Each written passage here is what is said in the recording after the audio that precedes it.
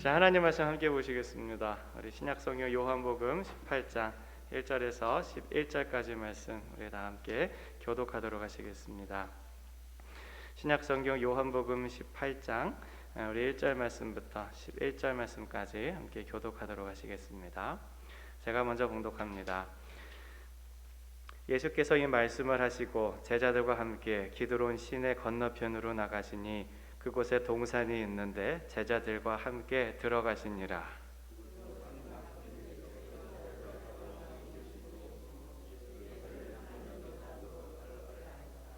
유다가 군대와 대제사장들과 바리새인들에게서 얻은 아랫 사람들을 데리고 등과 횃불과 무기를 가지고 그리로 오는지라.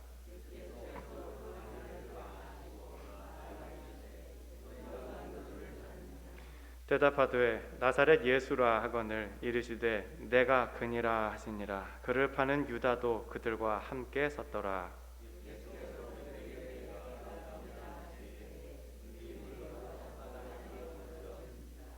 이에 다시 누구를 찾느냐고 물으신대 그들이 말하되 나사렛 예수라 하거늘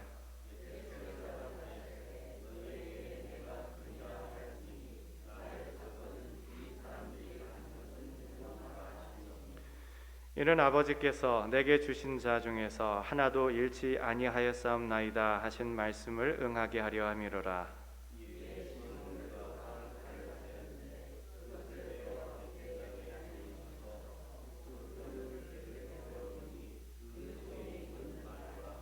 합독하시겠습니다. 예수께서 베드로더러 이르시되 칼을 칼집에 꽂으라. 아버지께서 주신 잔을 내가 마시지 아니하겠느냐 하시니라. 아멘. 잠시 기도합니다. 사랑과 자비가 많으신 주님 참 고맙습니다. 이 시간 우리 모두 주님의 말씀 앞에 서 있습니다. 저희들 모두를 겸허하게 하시고 이 시간 선포되는 주님의 말씀을 통하여 우리의 심령에 큰 위로와 도전이 있게 하여 주시옵소서. 악한 마귀 틈타지 못하게 하여 주시고 우리 진리의 성령께서 함께 하여 주셔서 온전히 주님의 말씀만 선포되는 시간 되어질 수 있도록 역사하여 주시옵소서. 이 부족한 종의 모습은 온전히 십자가 뒤로 가리우시고 겸손 가운데 우리 주님의 이름을 담대하게 선포할 수 있도록 은혜를 베풀어 주옵소서. 이 모든 말씀 예수님 이름으로 기도합니다. 아멘. 우리 예수님께서 지금 길고 긴 밤을 보내고 계십니다. 제자들과 마지막 만찬을 하시고 긴 고별사를 남기셨고 우리가 지난주에 함께 보았던 것처럼 대제사장의 기도를 올리셨습니다. 그리고 이제 예수님은 그 마지막 순간을 남겨놓고 계세요. 감난산에서 체포되시고 대제사장과 그리고 빌라도 총독에게 재판을 받으시고 십자가에 못 박혀 죽으시게 될 것입니다. 예루살렘에 있는 이제 모든 권력자들은 예수님을 죽이는 일을 위해 총동원되었습니다. 대제사장을 비롯한 사내들은 공회원들은 6월절 명절이 지나가기 전에 예수님을 어서 죽여야겠다고 이야기를 합니다. 하나님의 말씀을 우리가 어길 수가 없으니까 6월절 지나기 전에 저 예수를 우리가 죽여야겠다. 그러니까 하나님의 말씀을 어기지 않기 위해 하나님의 아들을 일찍 죽여야겠다는 참으로 아이러니한 상황이 벌어지게 된 겁니다. 재판은 신속하게 진행되고 로마의 총독 빌라도는 예수님의 유무죄의 진위와는 상관없이 사형 판결을 내리게 될 것입니다. 백성들은 바라바 예수는 살리고 나사렛 예수는 십자가에 못 박으라고 모두가 외치고 있습니다. 제자 중 한 사람은 그를 배신할 것이고 나머지 제자들은 걸음아 날 살려라 도망갈 것입니다. 예수님께서 고통과 수치를 온몸에 받고 최종적으로 하나님 아버지께로부터도 버림을 받고 죽으시게 될 것입니다. 우리와 같은 인성을 가지신 예수님께서 당하시기엔 너무나도 길고 긴 밤일 것입니다. 하지만 우리 예수님의 모습은 너무나 초연하시고 담대하십니다. 예수님을 잡으러 온 군병들에게 뭐라고 말씀하셨어요? 내가 바로 그다. 예수님께서 말씀하십니다. 내가 바로 너희가 찾는 예수다. 내가 여기 있으니 나 외에 다른 사람들은 물러가게 하라 말씀하시지요. 신적 위험이 서린 그 예수님의 태도에 그를 잡으러 왔던 군병들이 오히려 뒤로 물러가서 땅에 엎드러지는 그러한 상황이 발생하였습니다. 예수님의 제자인 베드로는 가지고 있던 작은 칼을 휘두르는데 그만 그 사람의 오른쪽 귀를 베고 말았어요. 예수님께서 말씀하시지요. 칼을 집에 꽂으라. 아버지께서 주신 잔을 내가 마시지 아니하겠느냐. 너무나도 초연하시고 담대하신 모습입니다. 몇 시간 후에 유대인 중 최고 권력자인 대제사장 안나스 앞에 서셨을 때에도 우리 예수님은 한치의 흔들림도 없으시고 조금의 굴욕도 보이지 않으셨어요. 자기가 어떻게 하면 이 상황을 모면할 수 있을까? 어떻게 하면 자기에게 조금 더 이로운 방향으로 이끌어갈 수 있을까? 예수님은 전혀 그렇지 않으시고 담대하게 그들 가운데 서셨습니다. 또 사형 언도를 내릴 최종적인 권한을 가진 빌라도 앞에서도 예수님은 조금도 비굴하지 않으시고 담대한 모습을 보이셨어요. 우리 예수님께서 어떻게 이러실 수 있으셨을까요, 여러분? 우리가 아는 것처럼 예수님도 범인에 사로잡히기도 하시고 두려움도 있으시고 갈등도 있으셨는데 어떻게 이런 상황 가운데 이토록 초연하고 담대한 모습을 보이실 수 있으셨을까요? 바로 기도 때문인 줄로 믿습니다. 우리 예수님께서 기도 중에 하나님 아버지의 뜻을 분명하게 더욱 깨달으셨기 때문에 이러한 어려운 상황들, 곤란한 상황들, 자기의 목숨이 왔다 갔을 수 있는 그런 위태한 순간 가운데서도 흔들리지 아니하시고 담대하실 수 있으셨음을 믿습니다. 우리 11절 말씀 다시 한번 합독해 보실까요? 셋, 넷. 예수께서 베드로에게 이르시되 칼을 칼집에 꽂으라. 아버지께서 주신 잔을 내가 마시지 아니하겠느냐 하시니라. 이 말씀해 보니까 예수님께서 아버지께서 주신 잔을 내가 마시지 아니하겠느냐 하시지요. 여기에 잔이 무엇인지 다 아실 겁니다. 십자가를 상징하는 거예요. 하나님 아버지께서 예수님에게 십자가를 주시려 하십니다. 바로 저와 여러분을 포함한 우리 모든 인류의 죄를 대신 감당하기 위해서입니다. 근데 예수님께서 이 십자가를 지는 것이 하나님 아버지의 뜻임을 분명히 아셨어요. 어떻게 아셨는가? 기도 중에 그 뜻을 분명히 아셨습니다. 기도 중에 하나님 아버지의 뜻을 분명히 아셨기 때문에 그 어떤 유혹과 그 어떤 위협이 있다고 해도 예수님은 요동하지 않고 담대하실 수 있으신 겁니다. 마태복음 26장 보면 예수님께서 겟세마네에서 기도하신 내용이 담겨 있어요. 그 부분 보면은 예수님께서 어떤 기도 제목을 가지고 기도하셨는지가 잘 나와 있습니다. 마태복음 26장 39절입니다. 합독하십니다. 셋넷. 조금 나아가사 얼굴을 땅에 대시고 엎드려 기도하여 이르시되 내 아버지여 만일 할만하시거든 이 잔을 내게서 지나가게 하옵소서. 예수님께서 바로 이러한 기도 제목을 가지고 간절히 기도하셨지요. 하나님 아버지께서 자기에게 십자가의 잔을 주실 것을 아셨지만 그것이 자기에게서 지나가기를 기도하셨어요. 왜냐하면 십자가를 지는 것이 너무나 고통스럽고 무서운 일이기 때문에 그렇습니다. 육체적인 수준의 고통을 말하는 것이 아니라 하나님 아버지께로부터 저주를 받아 버림받는 그것이 예수님을 가장 두렵게 했던 것이었죠. 그래서 예수님께서 기도하시는데 얼마나 간절히 기도를 하시는지 피부에 실핏줄이 다 터지고 땀과 함께 뒤섞여서 흐를 정도로 정말 간절히 온 힘을 쏟으시면서 예수님께서 기도를 하셨어요. 그러나 예수님께서는 그 기도 중에 하나님 아버지의 뜻을 분명히 깨달으십니다. 마태복음 26장 42절 우리 함께 합독하십니다. 셋넷. 다시 두 번째 나아가 기도하여 이르시되 내 아버지여 만일 내가 마시지 않고는 이 잔이 내게서 지나갈 수 없거든 아버지의 원대로 되기를 원하나이다. 만일 내가 마시지 않고는 이 십자가의 잔이 지나갈 수 없다면 하나님 아버지의 원대로 내가 그것을 마시겠습니다 라고 기도를 드리신 것이지요. 예수님은 이처럼 기도 중에 하나님 아버지의 뜻을 분명히 깨달으십니다. 바로 저와 여러분을 위해 십자가에서 자기의 모든 것을 내어주신 그것이 하나님 아버지의 뜻임을 분명히 알고 담대하실 수 있으신 겁니다.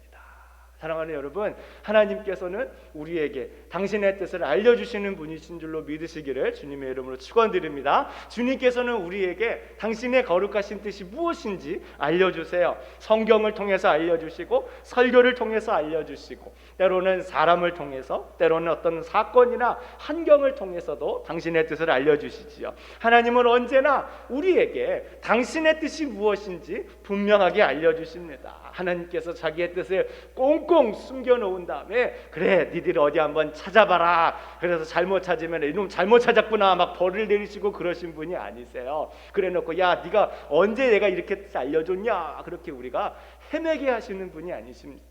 정말 하나님의 뜻이 무엇입니까? 간구하는 심령이 있으면 주님께서는 그 심령에게 주님의 뜻을 분명하게 알려주시는 것이지요. 성경에도 보면 그런 예들이 아주 많이 나와 있습니다. 사사기 1장 1절 말씀 우리 합독해 보실까요? 여호수아가 죽은 후에 이스라엘 자손이 여호와께 여쭈어 이르되 우리 가운데 누가 먼저 올라가서 가나안 족속과 싸우리까? 이스라엘 백성들이 어떻게 했어요? 기도하였지요. 하나님의 뜻이 무엇입니까? 물어보았어요. 그랬더니 하나님께서 그 뜻을 알려주시지 않으십니까? 주님께서 분명하게 그 뜻을 알려주십니다. 이게 바로 나의 뜻이다. 주님께서 그 뜻을 알려주십니다. 또 역대상 14장 10절 말씀도 합독하십니다.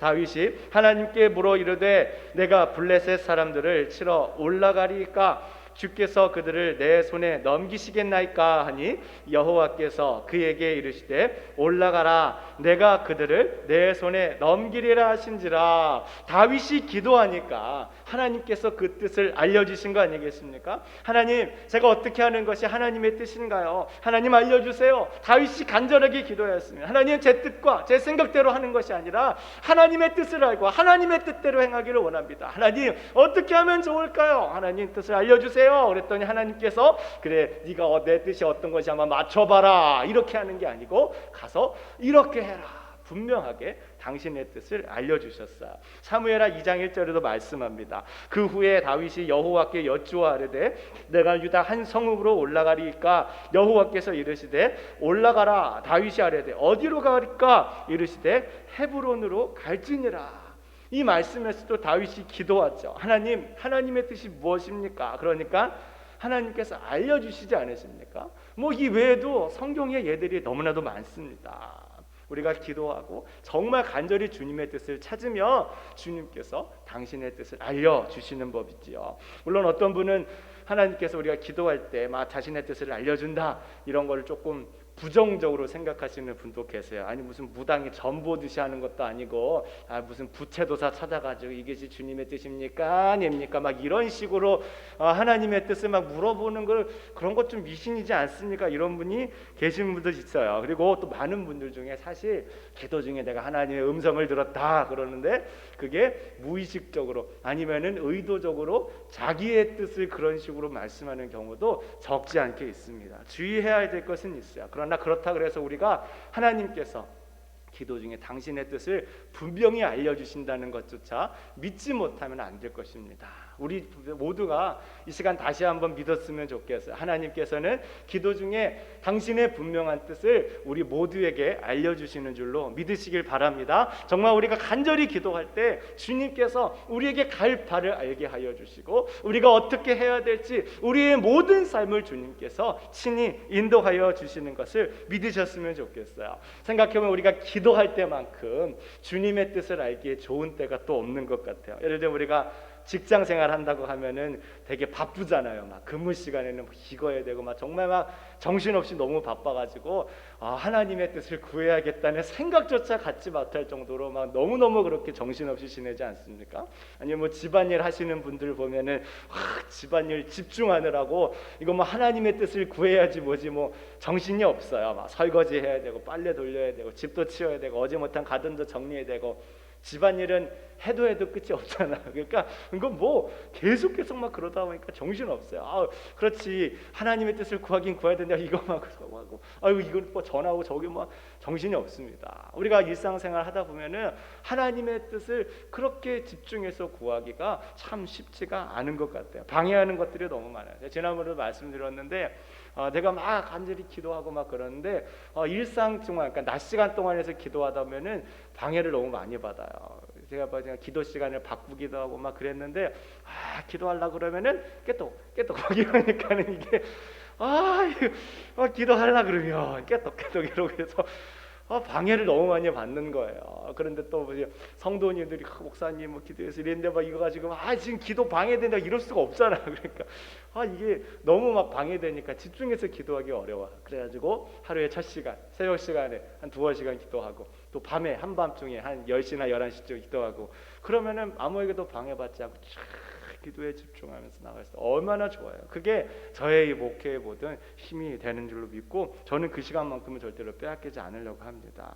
또 가만 보면 하나님께서는 우리의 영적 생활에 가장 필요한 것들도 이 기도 시간에 깨닫게 해주시는 경우가 많아요. 우리가 기도할 때 하나님에 대한 지식을 알게 해주시죠. 또 기도할 때 내가 누군가에게 실수한 것들 이런 것들도 생각나게 해주십니다. 또 내가 기도할 때 읽었던 말씀들이 깨닫게 되어지는 그런 은혜도 베풀어 주세요. 말씀 준비하다가 막 막힐 때가 되면은 기도합니다. 주님, 저 어떤 뜻입니까?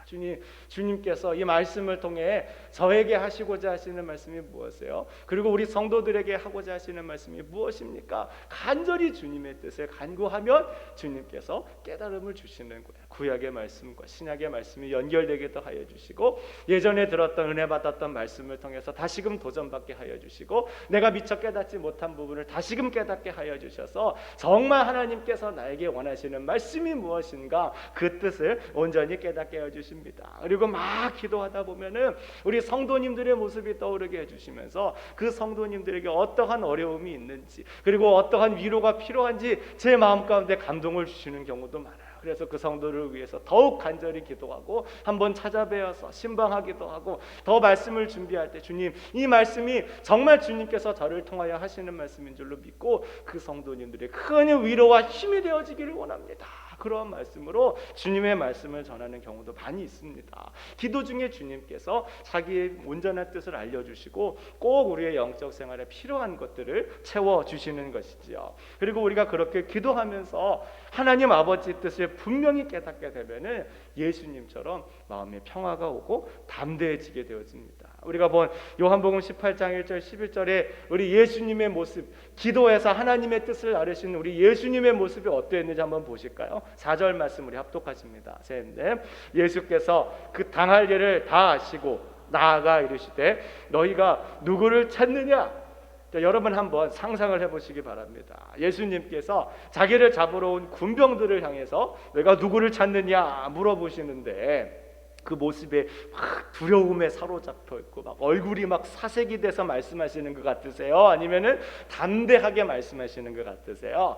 두말할 것도 없죠. 예수님께서 담대하게 너희가 누구를 찾느냐 이렇게 말씀하시는 것이지요. 또 5절에 보면 이렇게 되어 있습니다. 합독하십니다.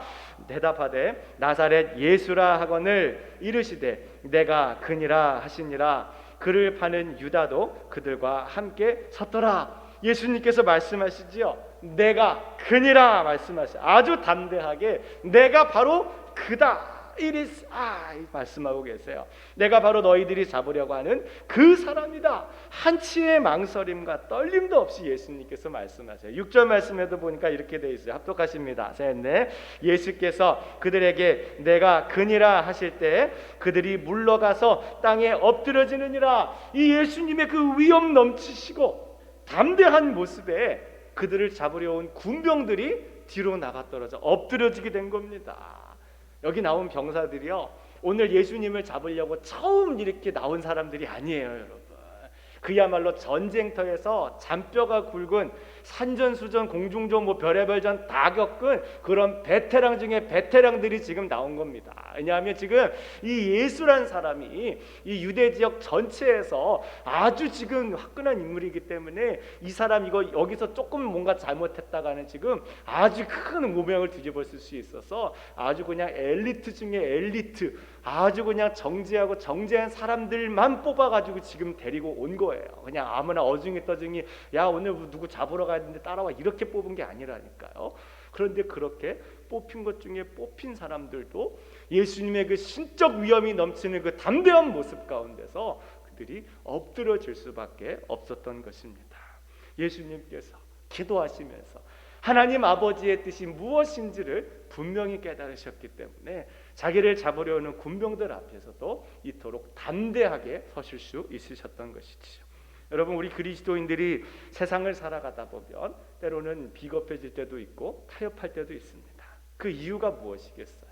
여러 가지가 있을 수 있지만 바로 하나님의 뜻에 대한 확신이 없기 때문 아닐까요? 세상에서도 그렇잖아요. 사람들이 당황하고 주눅들고 잘못된 결정을 내리게 되는 중요한 원인이 뭐겠어요? 내가 지금 여기서 무엇을 해야 되는지 명확하게 그 뜻이 서지 않았기 때문 아니겠습니까? 아고 이것도 맞는 것 같고 저것도 맞는 것 같고 아고 이 산이 맞는 것 같아가지고 올라갔더니만 이 산이 아닌가벼. 그래가지고 또 저 산 올라가가지고 한참 올라가 봤더니 아까 그 산이 맞는가벼. 막 이러고 있기 때문에 사람들 사이에 많은 그런 잘못된 결정들을 내리는 거 아닙니까?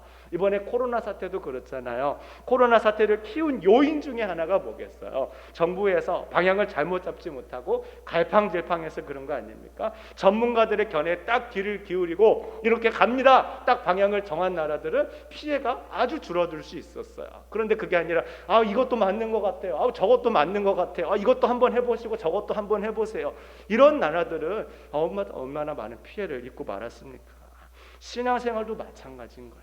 하나님의 뜻이 무엇인지 우리가 분명히 알지 못하니까 예상치 못한 일을 만나거나 고민되는 그런 일들을 만나게 되면 당황하다가 갈팡질팡하고 잘못된 결정을 내리거나 세상과 타협하고 죄를 짓는 거 아니겠습니까? 하나님께서 우리에게 알려주신 뜻을 분명히 가지고 있으면 어떠한 일에도 우리가 요동하지 않고 담대하게 예수님처럼 마음의 평화를 가지고 설 수 있는 줄로 믿습니다. 우리 베드로의 모습도 한번 볼까요? 본문 10절에 이렇게 기록합니다. 우리 합독하십니다. 셋, 넷.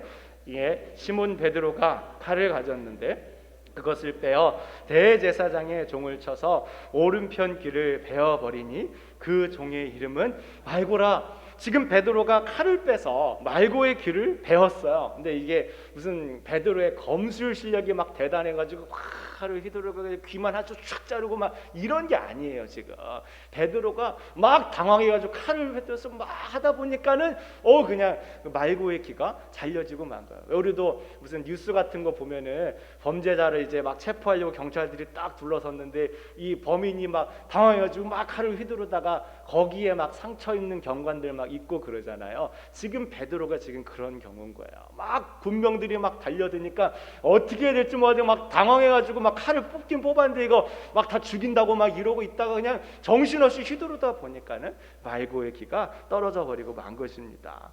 그리고 우리 마태복음 26장 보면 베드로가 예수님을 3번 부인한 사건 나오잖아요. 마태복음 26장 72절에 보면 이렇게 기록되어 있습니다. 합독하십니다. 셋, 넷. 베드로가 맹세하고 또 부인하여 이르되 나는 그 사람을 알지 못하노라 하더라. 그러니까 사람들이 베드로를 알아보고 당신 예수란 사람이랑 같이 있던 그 사람 맞지? 이렇게 얘기하니까 베드로가 어떻게 했어요? 맹세하고 예수님을 부인했어요. 또 74절에 그가 저주하여 맹세하여 이르되 나는 그 사람을 알지 못하노라. 아까는 맹세하고 예수님을 부인하더니 이제는 한술 더 떠서 맹세하고 저주하면서 예수님을 부인하고 말았습니다. 여러분, 이런 베드로의 모습에 막 평안함과 담대함이 있어 보이세요? 아니면은 막 두려움에 사로잡혀가지고 벌벌 떨고 어리둥절 갈팡돌창하는 그런 모습 보이세요? 왜 이렇게 됐을까요? 베드로는 기도하지 않아 그런 거예요. 다른 거 없습니다. 기도 중에 하나님 아버지의 뜻이 무엇인지 분명하게 깨달아야 되는데 그렇지 못하니까 이거 어떻게 해야 되지? 지금 이게 어떻게 하는 뜻이 뭘지 막 갈팡질팡하고 그냥 막 휘두르다가 말고의 귀나 잘라버리고 그냥 그런 두려움에 압도돼 버리고 만 거예요. 오늘날도 베드로와 같은 성도들이 있습니다.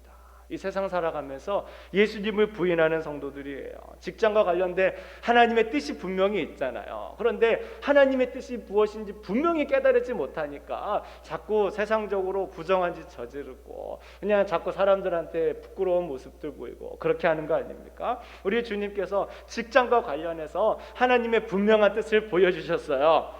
다른 거 아니고요. 정직하고 성실하고 사람들에게 유익을 끼치면서 먹든지 마시든지 무엇을 하든지 다 하나님의 영광을 위해서 하는 거예요. 그게 하나님께서 직장 가운데 우리한테 보여주신 뜻입니다. 뭐 이 직장이 하나님의 뜻입니까? 저 직장이 하나님의 뜻이니까 이런 정도를 말하는 게 아니에요. 아이고 이 직장 하나님의 뜻이라고 왔는데 거기서 막 죄 짓고 막 범죄 저지르고 막 부끄러운 짓 저지르고 그래 하나님 보내셨는데 왜 이러시지? 그런 게 아니에요.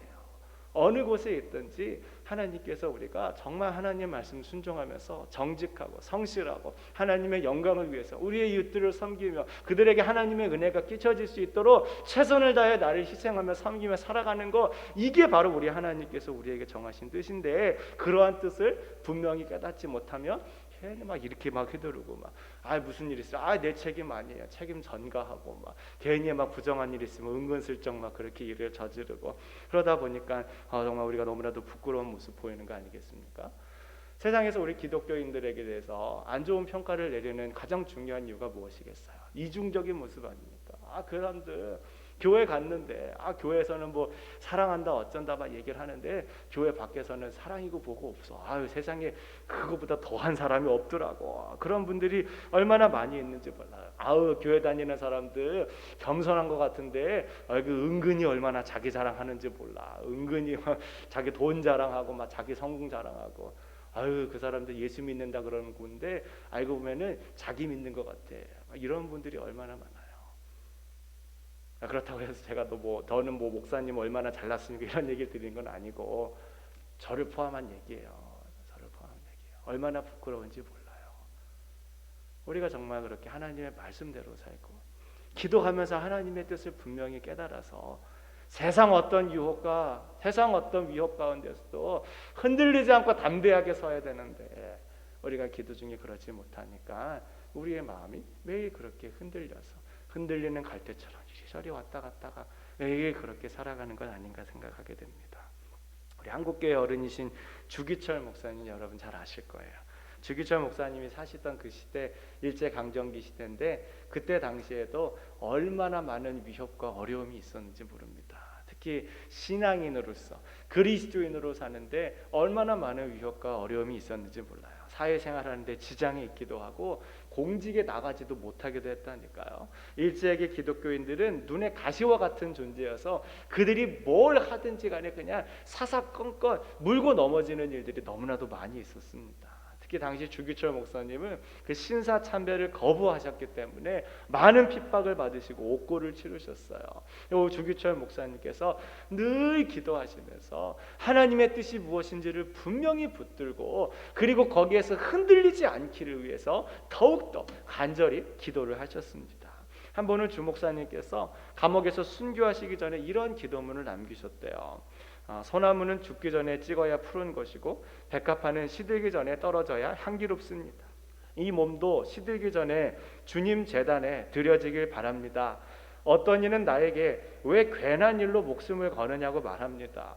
또 다른 이는 가족 생각은 않고 자기 의지만을 주장한다고 말합니다. 또한 친구는 이제 적절히 타협하고 먼 훗날을 기약해서 한 걸음 물러서자고 합니다. 나 어찌 죽음이 무섭다고 주님을 모른 채 하겠습니까?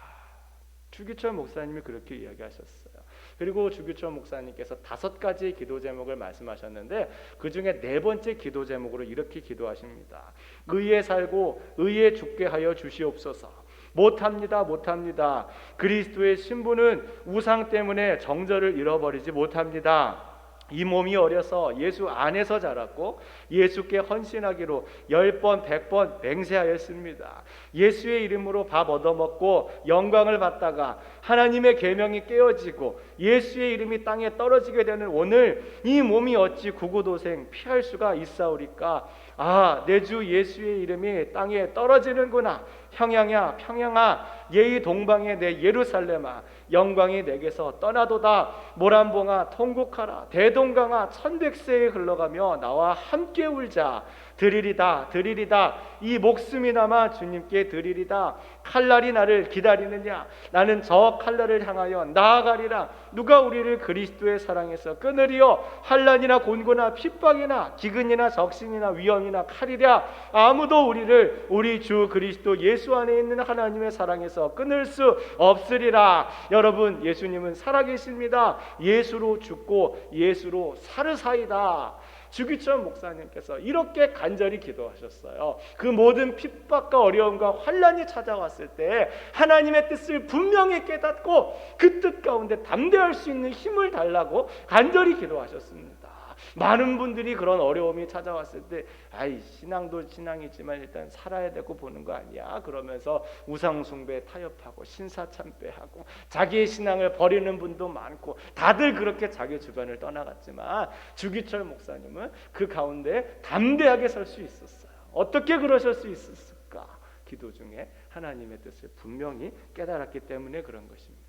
여러분, 우리가 기도할 때 주님께서 그 뜻을 알려주시는 줄로 분명히 믿으시기 바랍니다. 그래서 우리의 기도 시간이 참으로 복된 시간이라고 이야기하는 거예요. 우리 찬송가 361장 기도하는 이 시간 4절 가사 이렇게 되어 있습니다. 기도하는 이 시간 주를 의지하고 크신 은혜 구하면 꼭 받으리라. 의지하는 마음의 근심 사라지고 크신 은혜를 주네. 거기 기쁨 있네. 기도 시간에 복을 주시네. 고난 내 마음속에 기쁨 충만하네. 기도하는 이 시간 주를 의지하고 크신 은혜 구하면 꼭 받으리라. 의지하는 마음에 근심 사라지고 크신 은혜를 주네. 거기 기쁨 있네. 기도 시간에 복을 주시네. 고난 내 마음 속에 기쁨 충만하네. 사랑하는 여러분, 우리가 기도할 때 주님께서 그 뜻을 분명히 알려주시는 줄로 믿으시기 바랍니다. 우리가 그렇게 하나님의 뜻을 분명히 알아야 우리가 세상에서 흔들리지 않고 요동하지 않을 수 있는 겁니다. 우리 요즘 새벽기도 하는데 정말 많은 분들이 함께 해주고 계세요. 현장에도 그렇고 줌으로도 함께 하시는 분들 보니까 많을 때는 10분 넘게도 참석하고 정말 많은 분들이 기도에 동참하고 계십니다. 우리가 더욱더 기도하면서 주님의 뜻을 분명히 깨닫기를 원합니다. 많은 유혹과 위협 가운데서도 흔들리지 않고 초연하고 담대하셨던 우리 예수님의 모습을 우리가 본받아서 더욱더 기도 중에 주님의 뜻을 알고 그 뜻을 가지고 이 세상 가운데 담대하게 그리스도인으로 살아가는 저와 여러분이 다 되어지실 수 있기를 주님의 이름으로 축원드리겠습니다. 이 시간 우리 함께 찬양하고 기도합니다. 우리 아까 했던 기도하는 이 시간 우리 1절과 4절만 우리 함께 찬양하고 주님, 정말 주님의 뜻을 우리가 분명히 깨닫고 정말 흔들리지 않는 그런 믿음으로 살아갈 수 있도록 붙잡아 주옵소서. 우리 다 함께 기도하십니다. 기도하는 이 시간 주께 무릎 꿇고 우리 구세주 앞에 다 나아가네. 믿음으로 나가면 주가 보살피사 크신 은혜를 주네. 거기 기쁨 있네. 기도 시간에 복을 주시네. 고난 내 마음 속에 기쁨 충만하네. 기도하는 이 시간 주를 의지하고 크신 은혜 구하면 꼭 받으리라.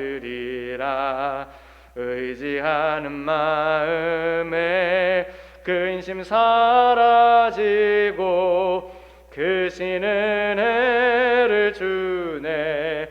거기 기쁨 있네. 기도 시간에 복을 주시네. 고난 내 마음속에 기쁨 충만하네.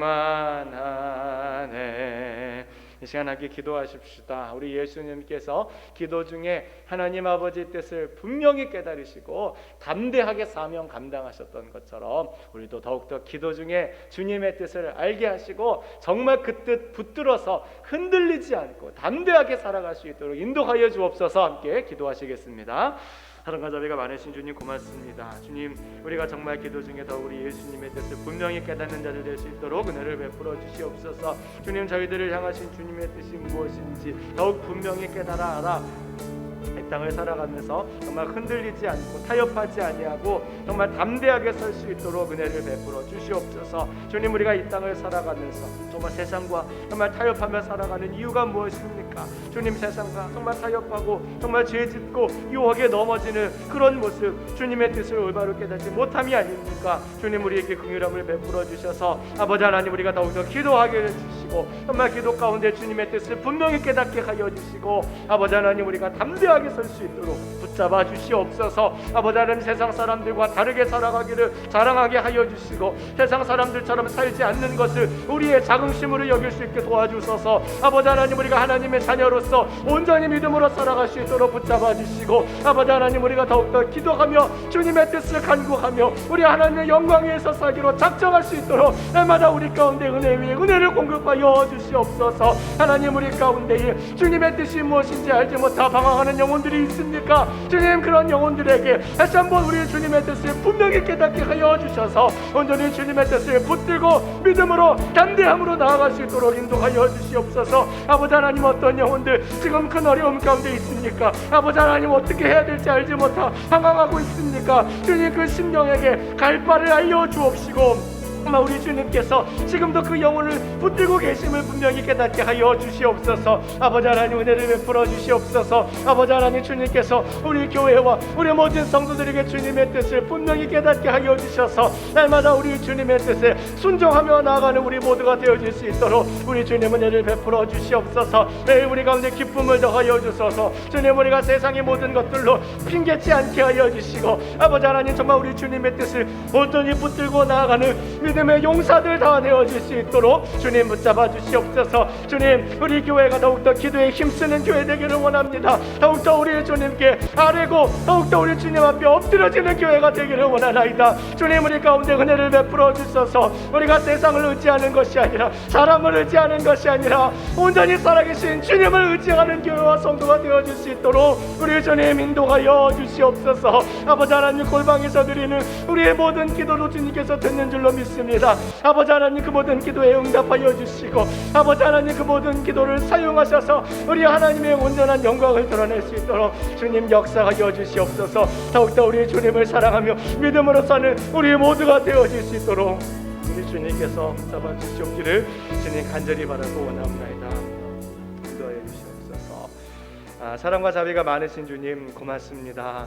우리 예수님께서 기도 중에 우리 아버지의 뜻을 분명히 깨닫고 담대하게 사명 감당하신 것처럼 우리 모든 성도와 교회도 정말 주님의 뜻을 분명히 깨달아 우리의 각자에게 맡겨주신 사명 감당할 수 있도록 인도하여 주시옵소서. 주님, 일주일 동안 살아가면서 흔들리지 않게 하시고 유혹에 넘어가지 않게 하시고 죄짓지 않게 하여 주시고 우리 주님의 거룩하신 뜻을 붙들어 온전히 그 말씀 순종하며 살아내는 우리 교회와 성도가 될 수 있도록 인도하여 주시옵소서. 날마다 우리 주님의 분명하신 뜻 가운데 거하며 온전히 하나님께 영광 돌리는 우리 모두가 되어질 수 있도록 인도하여 주시옵소서. 이 모든 말씀 예수님 이름으로 기도합니다. 아멘. 이 시간 자리에서 서셔서 우리 찬송가 50장 3절 찬양하시며 봉헌하시겠습니다.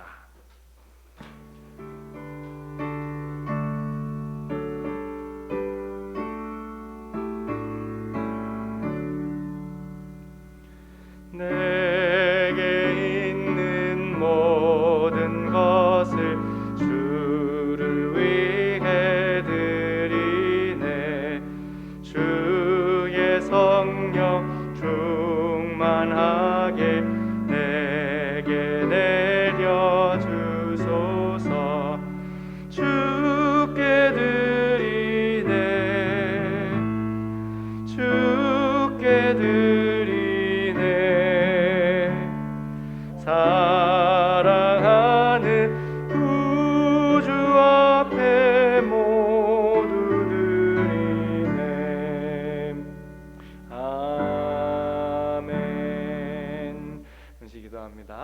사랑과 자비가 많으신 주님 참 고맙습니다.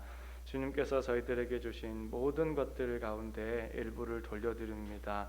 주님, 이 예물들이 쓰이는 곳마다 정말 우리 주님의 귀하고 선하고 아름다운 뜻들이 이루어지게 하여 주시옵소서. 절망에 빠졌던 영혼들이 소망을 얻게 하여 주시고, 예수 믿지 않던 영혼들이 예수 믿는 기적 일어나게 하여 주시고, 우리의 삶의 모든 문제들이 해결되어져서 우리 주님께 찬양과 영광 돌려지는 영혼들로 충만하여 줄 수 있도록 역사하여 주시옵소서.